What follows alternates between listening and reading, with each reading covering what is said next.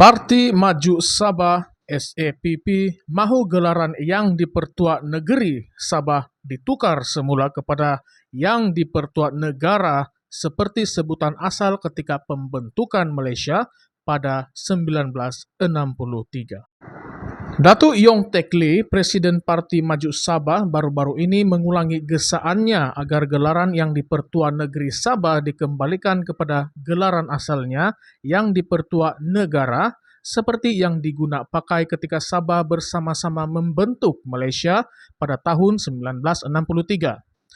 Menurut beliau, gelaran ini bukan sekadar simbol, tetapi membawa makna yang mendalam terhadap kedudukan istimewa Sabah dalam Persekutuan Malaysia.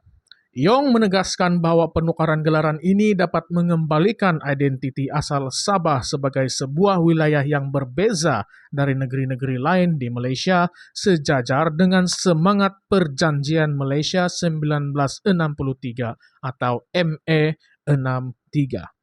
Tetapi apakah sebenarnya signifikan gelaran ini? Adakah ia hanya soal nama atau adakah ia mencerminkan status Sabah yang lebih unik dan berdaulat? Persoalan ini mengundang banyak reaksi, baik di kalangan rakyat Sabah maupun seluruh Malaysia. Yong percaya bahwa perubahan ini akan menguatkan kedudukan Sabah dalam Malaysia dan memberi pengiktirafan kepada sejarah serta hak istimewa Sabah yang telah dipersetujui dalam MA 63. Namun, adakah penukaran ini akan dilihat sebagai langkah positif oleh Kerajaan Persekutuan? Bagi mereka yang mengikuti perkembangan politik Sabah, gesaan ini bukanlah sesuatu yang baru. Sejak sekian lama terdapat suara-suara yang mahukan Sabah diberikan lebih pengiktirafan atas kedudukannya dalam Persekutuan Malaysia, lebih-lebih lagi dengan merujuk kepada hak-hak yang dijanjikan dalam MA 63. Gelaran yang di Pertua Negara memberikan satu gambaran bahwa Sabah bukan sekadar sebuah negeri di Malaysia, tetapi sebuah wilayah yang mempunyai autonomi tersendiri. Adakah ini langkah pertama untuk mengembalikan kuasa autonomi Sabah yang telah lama diperjuangkan? Yong turut menyatakan bahwa perjuangan SAPP bukan sekadar mengenai gelaran. Parti ini juga telah lama memperjuangkan agar wilayah Persekutuan Labuan dikembalikan kepada Sabah. Menurut beliau, Labuan pada asalnya adalah sebahagian daripada Sabah sebelum ia diasingkan dan dijadikan wilayah persekutuan pada tahun 1984. Bagi SAPP, pengembalian Labuan kepada Sabah adalah penting karena ia melibatkan isu kedaulatan dan hak Sabah ke atas wilayahnya sendiri. Yong percaya bahwa perjuangan ini masih belum berakhir dan satu hari nanti Labuan akan kembali ke pangkuan Sabah. Tetapi, adakah ini satu tuntutan yang realistik?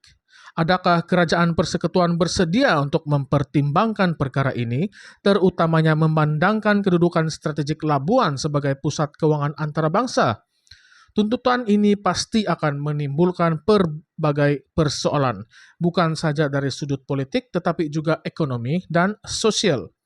Labuan telah berkembang pesat sebagai wilayah persekutuan dan peranan ekonominya tidak boleh dipandang ringan. Sekiranya Labuan dikembalikan kepada Sabah, adakah Sabah bersedia untuk menguruskan wilayah ini dengan lebih berkesan? Namun, Yong tetap optimis.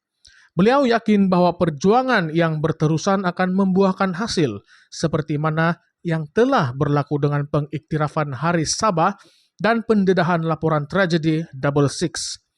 Kedua-dua perkara ini menurut Yong adalah bukti bahwa perjuangan jangka panjang boleh membawa kepada kejayaan. SAPP telah lama menuntut agar Hari Sabah diiktiraf sebagai hari yang penting dalam sejarah negeri itu dan akhirnya permintaan ini telah dipenuhi. Begitu juga dengan tragedi Double Six yang selama ini menjadi misteri, akhirnya mendapat pendedahan melalui laporan rasmi.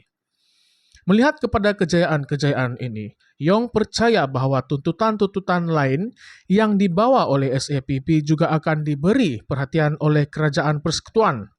Perjuangan SAPP tidak terhenti di situ sahaja. Parti ini turut menuntut pembaharuan dalam isu-isu penting lain seperti reformasi tanah, dan isu kad pengenalan Sabah. Isu-isu ini seringkali menjadi perdebatan hangat di Sabah kerana ia melibatkan hak-hak tanah adat dan masalah penduduk tanpa dokumen sah yang telah berlarutan selama bertahun-tahun.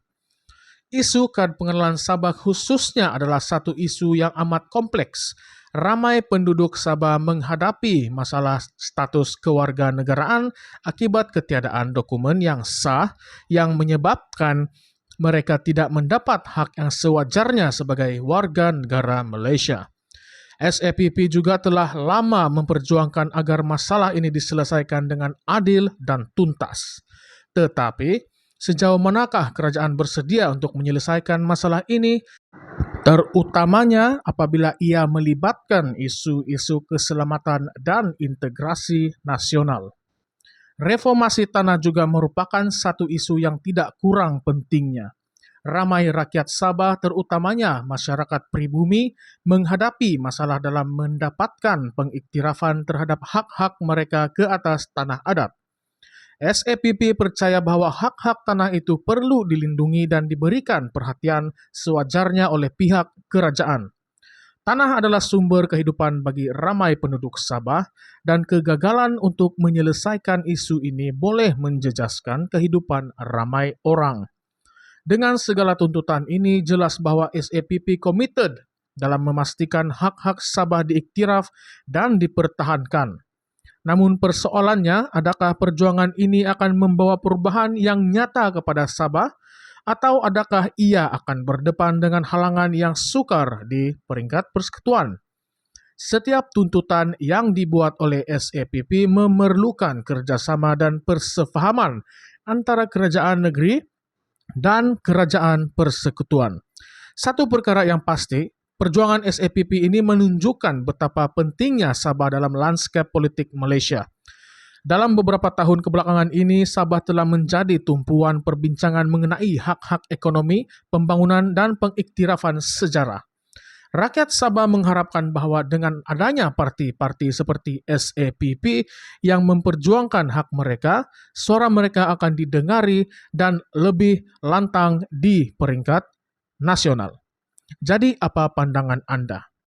Adakah penukaran gelaran ini hanya soal simbolik atau adakah ia mencerminkan satu perjuangan yang lebih besar untuk Sabah?